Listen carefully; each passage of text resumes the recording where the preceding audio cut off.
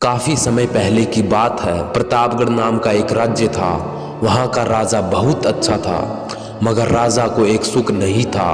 वह यह कि उसके कोई भी संतान नहीं थी और वह चाहता था कि अब वह राज्य के अंदर किसी योग्य बच्चे को गोद ले ताकि वह उसका उत्तराधिकारी बन सके और आगे की भागदौड़ को सुचारू रूप से चला सके। और इसी को देखते हुए राजा ने राज्य के अंदर घोषणा करवा दी कि सभी बच्चे राजमहल में एकत्रित हो जाए।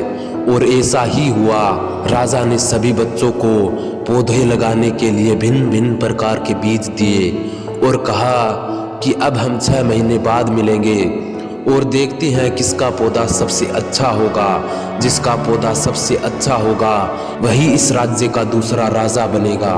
बच्चों ने ऐसा ही किया। 3 महीने बीत जाने के बाद एक बच्चा ऐसा था जिसके गमले में वह बीज अभी तक नहीं फूटा था, लेकिन वह रोज उसकी देखभाल करता था और रोज पौधे को पानी देता था। देखते ही देखते 6 महीने बीत गए और बच्चा परेशान हो गया। 6 महीने हो गए। राजा के पास जाने का समय आ चुका था, लेकिन वह डरा हुआ था कि सभी बच्चों के गमलों में पौधे होंगे और उसका गमला खाली होगा। लेकिन वह बच्चा ईमानदार था और सारे बच्चों के साथ वह भी राजमहल में आ चुका। कुछ बच्चे जोश से भरे हुए थे क्योंकि उनके अंदर राज्य का उत्तराधिकारी बनने की प्रबल लालसा थी। अब राजा ने आदेश दिया कि सभी बच्चे अपने अपने गमले दिखाए और सभी ने ऐसा ही किया, मगर एक बच्चा सहमा हुआ था क्योंकि उसका गमला खाली था।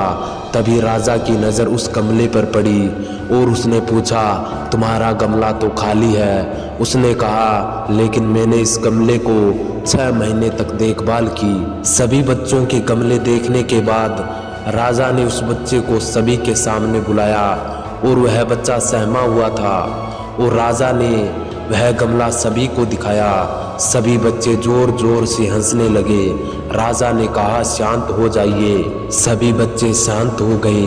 राजा ने कहा कि मुझे एक ईमानदार उत्तराधिकारी मिल गया है, क्योंकि मैंने आप सबको जो बीज दिए थे वो सभी बीज बूंदे हुए थे। वे बीज कभी नहीं उग सकते थे, लेकिन आप लोगों ने बेईमानी से उन बीजों की जगह दूसरे बीज लगा दिए।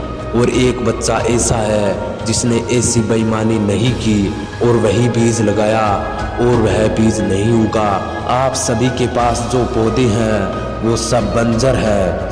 आप चाहे कितनी भी मेहनत कर लें उनसे कुछ नहीं निकलेगा, लेकिन असली बीज मुझे मिल चुका है। राजा उस बच्चे की ईमानदारी से बहुत खुश हुआ और उस बच्चे को राज्य का उत्तराधिकारी बना दिया गया।